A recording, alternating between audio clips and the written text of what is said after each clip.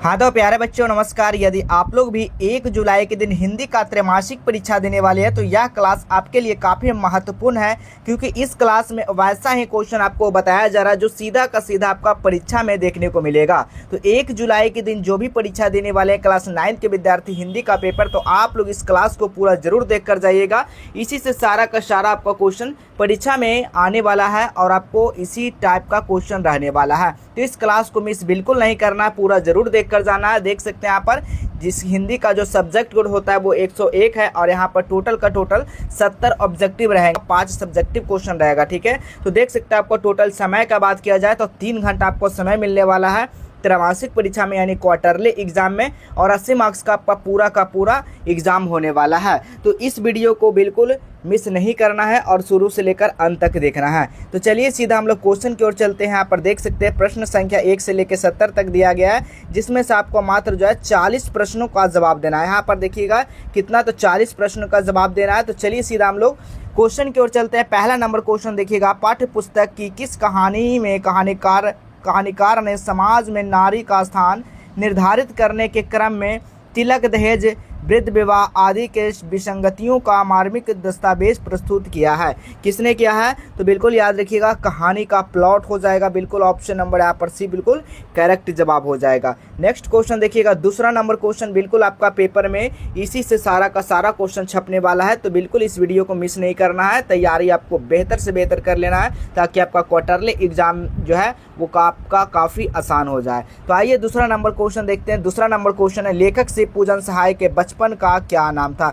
लेखक शिव पूजन सहाय का जी का जो बचपन का नाम था ना, वो क्या था? भोलानाथ था। तो ऑप्शन नंबर यहाँ पर क्या होगा? डी बिल्कुल सही जवाब होगा। तीसरा नंबर क्वेश्चन क्या कहा जा रहा है, राजेंद्र प्रसाद का जन्म कब हुआ था? राजेंद्र प्रसाद जी का जो जन्म हुआ था वो 3 दिसंबर 1884 ईस्वी में हुआ था, इसीलिए इसका सही जवाब ऑप्शन नंबर ए मिल जाएगा। नेक्स्ट क्वेश्चन देखिएगा, भारत का पुरातन विद्यापीठ नालंदा शीर्षक पाठ हिंदी साहित्य के किस विधा में रचित है? तो याद रखिएगा आप लोग विद्यार्थी जी, क्या होगा? ये निबंध हो जाएगा। ये क्या है? निबंध हो जाएगा। ऑप्शन नंबर बी मिल जाएगा। नेक्स्ट क्वेश्चन देखिएगा, सूत्रकृतांक के अनुसार नालंदा के किस धनी नागरिक ने धन्य धान्य शैया आसान रथ सुवर्ण आदि के द्वारा भगवान बुद्ध का स्वागत किया और उनका शिष्य बन गया था? तो बिल्कुल 5 का जो सही जवाब होगा वो ऑप्शन नंबर सी हो जाएगा, लेप हो जाएगा विद्यार्थी, जिसका सही जवाब क्या होगा? Option number C. Next question देखिएगा, ग्राम गीत का मर्म शीर्षक पाठ के लेखक कौन है? तो बिल्कुल याद रखिएगा ग्राम गीत का जो लेखक है वो लक्ष्मी नारायण सुधांशु जो है, इसीलिए इसका सही जवाब जो होगा वो डी हो जाएगा। नेक्स्ट क्वेश्चन देखिएगा, लक्ष्मी नारायण सुधांशु ने किस प्रसिद्ध गद्य काव्य की रचना अपनी पहली पत्नी के आकस्मिक निधन पर की थी? तो बिल्कुल इसका सही जो जवाब हो जाएगा वो क्या हो जाएगा विद्यार्थी जी? 7 का जो राइट आंसर हो जाएगा ना वो वियोग हो जाएगा। इसका करेक्ट जवाब ऑप्शन नंबर ए हो जाएगा। नेक्स्ट क्वेश्चन देखिएगा, नेक्स्ट क्वेश्चन क्या कह रहा है, संत कबीर रैदास रचित कितने पद सिखों के पवित्र धर्म ग्रंथ गुरु ग्रंथ साहब में भी सम्मिलित है? किसमें सम्मिलित है? तो बिल्कुल याद रखिएगा 40 है इसमें। ठीक है, ऑप्शन नंबर यहाँ पर डी बिल्कुल सही जवाब होगा। अगला प्रश्न देखिएगा, संत कबीर रैदास की नज़र में ईश्वर की पूजा अर्चना के लिए चढ़ाए जाने वाले फल फूल जल अनूठे नहीं हो तो कैसे? बताइएगा। यहाँ पर संत कबीर रैदास जी कहते हैं कि नज़र ईश्वर की पूजा अर्चना के लिए चढ़ाए जाने वाला फल फूल जल अनूठे नहीं है, यानी कि जूठे हैं। तो मछली जैसे कि पानी में है तो वो क्या हो? जूठा हो गया, वही यहाँ पे कहा जा रहा है, यानी कि जूठे के गदले हो जाएगा। ऑप्शन नंबर यहाँ पर भी बिल्कुल सही जवाब हो जाएगा। नेक्स्ट क्वेश्चन है, सूफी कवि मंझन ने प्रेम को संसार में किसके समान अमूल्य माना है? तो बिल्कुल इसका सही जो जवाब होगा वो अनूठी के नगीने के समान, ऑप्शन नंबर यहाँ पर सी बिल्कुल सही जवाब होगा। अगला प्रश्न है, मधुमालती शीर्षक रचना के रचनाकार है। मधुमालती शीर्षक के रचनाकार जो है वो कौन है जी? तो मंझन जी है, तो इसका सही जवाब होगा option number A. Next question है, गुरु गोविंद सिंह का जन्म कहाँ हुआ था? तो गुरु गोविंद सिंह का जो जन्म हुआ था वो आपका पटना में हुआ था, 10वें गुरु के नाम से जाना जाता है। ऑप्शन नंबर डी बिल्कुल सही जवाब। नेक्स्ट क्वेश्चन है, गुरु गोविंद सिंह के काव्य की भाषा क्या है? गुरु गोविंद सिंह के काव्य की जो भाषा है ना वो आपका पंजाबी मिश्रित ब्रज है, ठीक है। ऑप्शन नंबर यहाँ पर सी बिल्कुल सही जवाब हो जाएगा। देख सकते हैं क्वार्टरली एग्जाम क्लास 9th का है और आपका पेपर में सेम टू सेम इसी तरह का क्वेश्चन रहने वाला है। नेक्स्ट क्वेश्चन देखिएगा, बहुप शब्द का अर्थ क्या होगा। बहुप का जो शब्द का अर्थ होता है वो आपका पुष्प हो जाएगा, इसीलिए इसका सही जवाब होगा option number B. Next question देखिएगा, बिहार में प्रचलित लोकगीतों के कितने मुख्य भेद हैं। बिहार में जो प्रचलित लोकगीत है ना उसका मुख्य भेद पूछा गया है, तो बिल्कुल याद रखिएगा 5 है, तो ऑप्शन नंबर यहाँ पर डी बिल्कुल सही जवाब होगा। नेक्स्ट क्वेश्चन है, विवाह के गीतों में करुण भाव का प्रवेश विवाह के किस रस्म से हो जाता है। किस में रस्म से हो जाता है, तो याद रखिएगा सिंदूरदान, ठीक है। विवाह गीतों में क्या होता है, प्रवेश विवाह किस रस्म से होता है, तो सिंदूरदान से होता है, इसीलिए इसका सही जवाब होगा option number C. Next question देखिएगा, सम्राट समुद्रगुप्त को विशेषज्ञ संगीत मार्तंड क्यों कहा करते थे। क्यों कहा करते थे विद्यार्थी जी बताइएगा, तो बीना बजाने में प्रवीणता के कारण, ऑप्शन नंबर ए बिल्कुल सही जवाब होगा। अगला क्वेश्चन देखिएगा, कमर टूटना मुहावरे का अर्थ क्या होता है। कोई बोलता है ना कमर टूटना, यानी कि पूरी तरह से टूट जाना, ठीक है, यानी कि निरुत्साह होना। ऑप्शन नंबर यहाँ पर ए बिल्कुल सही जवाब होगा। नेक्स्ट, नेति और पूछ पूछ लोकोक्ति का अर्थ क्या होता है, तो इसका 19 का जो सही जो जवाब होगा ना वो आपका क्या हो जाएगा, तो बिल्कुल इसका सही जो जवाब होगा 19 का वो क्या हो जाएगा, भलाई करने के लिए अनुमति की आवश्यकता नहीं, ठीक है। नेक्स्ट क्वेश्चन देखिएगा, 20 नंबर क्वेश्चन, निम्नलिखित में अंधकार शब्द का पर्यायवाची शब्द क्या होगा। पर्यायवाची शब्द यानी कि एक शब्द का नेक्स्ट शब्द कह सकते हैं, ठीक है। तो अंधकार को हम लोग क्या क्या कह सकते हैं, तो अंधकार को हम लोग तिमिर कह सकते हैं विद्यार्थी जी, कह सकते हैं ना, बिल्कुल ऑप्शन नंबर बी हो जाएगा। नेक्स्ट क्वेश्चन देखिएगा, रात और संध्या के बीच बेला के लिए एक शब्द। रात और संध्या के बेला को हम लोग क्या कहते हैं, गोधूली कहते हैं, इसलिए इसका सही जवाब ऑप्शन नंबर सी होगा। नेक्स्ट क्वेश्चन देखिएगा, इस शब्द का विलोम शब्द क्या होगा। इस शब्द का जो विलोम शब्द होगा वो अनीस हो जाएगा, इसीलिए इसका सही जवाब ऑप्शन नंबर डी होगा। अनुष्टकार का संधि विच्छेद क्या होगा। अनुष्टकार का जो संधि विच्छेद होगा विद्यार्थी जी वो आपका हो जाएगा क्या होगा, तो बिल्कुल यह अनुजोड़ टंकार, ऑप्शन नंबर यहाँ पर ए बिल्कुल सही जवाब होगा। अगला क्वेश्चन देखिएगा, निम्नलिखित में कौन शब्द व्यंजन संधि का एक उदाहरण है। व्यंजन संधि का एक उदाहरण कौन है, तो संसार हो जाएगा, इसीलिए इसका सही जवाब ऑप्शन नंबर सी हो जाएगा। यदि आप लोग इस क्लास को अगर पूरा कर लेते हैं ना तो आपका त्रैमासिक परीक्षा का एक भी प्रश्न नहीं छूटने वाला है विद्यार्थी जी। आप लोग इस क्लास को जितना हो सके शेयर कर दीजिएगा और जितना हो सके आप लोग इस क्लास को पूरा देख लीजिएगा। नेक्स्ट क्वेश्चन है, क्रिया के किस रूप से उनके करने या होने के समय तथा पूर्णता अथवा अपूर्णता का ज्ञान होता है।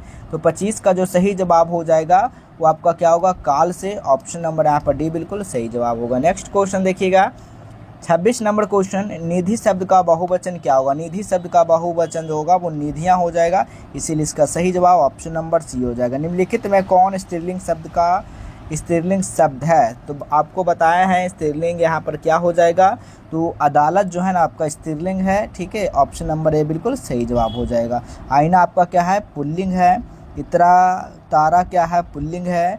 आंसू जो है वो आपका पुल्लिंग है, लेकिन आपका अदालत जो है वो आपका स्त्रीलिंग हो जाएगा। नेक्स्ट क्वेश्चन देखिएगा, 28 नंबर क्वेश्चन, निम्नलिखित में कौन पुल्लिंग शब्द है, बताना है निम्नलिखित में से कौन सा पुल्लिंग शब्द है, तो इश्क जो होगा वो पुल्लिंग शब्द हो जाएगा, ठीक है। अगला क्वेश्चन देखिएगा, 29 नंबर क्वेश्चन, त्वर्ण का उच्चारण स्थान क्या होगा। त्वर्ण का जो उच्चारण स्थान हो जाएगा वो दंत से हो जाएगा, त्वर्ण, ठीक है। त्वर्ण कहाँ से आपका देखिएगा, दांत से आपका आवाज़ यानी कि जीभ जो है वो दांत के पास जा रहा है, यानी कि ये क्या हो जाएगा, वो दंत हो जाएगा, ठीक है। ऑप्शन नंबर ए बिल्कुल सही जवाब होगा। नेक्स्ट क्वेश्चन देखिएगा, वर्णों के क्रमबद्ध समूह को क्या कहते हैं। देखिए वर्णों के क्रमबद्ध समूह को हम लोग वर्णमाला कहते हैं। क्या कहते हैं विद्यार्थी जी, वर्णमाला कहते हैं, ऑप्शन नंबर डी बिल्कुल सही जवाब होगा। अगला प्रश्न है, एक वर्ण का उच्चारण स्थान क्या होगा। ए वर्ण का उच्चारण स्थान, ठीक है। ए कहाँ से आपका आवाज़ आ रहा है, ए तो कंठलब्य यानी कि कंठतालब्य से है, यानी कि कंठ से ए का आवाज़ आ रहा है, तो इसलिए इसका सही जवाब ऑप्शन नंबर ए हो जाएगा। नेक्स्ट क्वेश्चन है, जब एक ही ध्वनि का द्वित्व हो जाए तब वह क्या कहलाती है। तब वह क्या कहलाती है विद्यार्थी जी, युग्मक ध्वनियाँ कहलाती है, इसीलिए इसका सही जवाब क्या होगा, ऑप्शन नंबर सी हो जाएगा। नेक्स्ट क्वेश्चन देखिएगा, मुक्ताक्षर की अंतिम ध्वनि होती है, मुक्ताक्षर का जो अंतिम ध्वनि होती है वो आपका स्वर होती है, इसीलिए इसका सही जवाब ऑप्शन नंबर ए मिलेगा। नेक्स्ट क्वेश्चन है, शब्द बोलते समय अर्थ या उच्चारण की स्पष्टता के लिए जब हम किसी अक्षर पर विशेष बल देते हैं तब इस क्रिया को क्या कहते हैं? इस क्रिया को हम लोग क्या कहते हैं? बाल घात कहते हैं। ऑप्शन नंबर आपका डी बिल्कुल सही जवाब होगा। अगला प्रश्न है, मात्रा की दृष्टि से स्वर के कितने प्रकार हैं? मात्रा के दृष्टि से जो स्वर का जो प्रकार हो जाएगा वो आपका कितना हो जाएगा? 3 हो जाएगा। ऑप्शन नंबर बी हो जाएगा। नेक्स्ट क्वेश्चन है, ध्वनिया के मेल से बने सार्थक वर्ण समुदाय को क्या कहते हैं? तो उसको हम लोग क्या बोलते हैं? शब्द बोलते हैं विद्यार्थी जी। ऑप्शन नंबर डी होगा। अगला प्रश्न देखिएगा, वाक्य से अलग रहने वाले शब्दों को शब्द कहते हैं, किंतु जब वे किसी वाक्य में पिरो दिए जाते हैं तो वो क्या कहलाते हैं? तब वो क्या कहलाएंगे? वो पद कहलाएंगे, इसीलिए इसका सही जवाब होगा option number C. Next question देखिएगा, वाक्य के प्रत्येक पद को अलग अलग कर उसका स्वरूप और दूसरे पद से संबंध बताना क्या कहलाता है?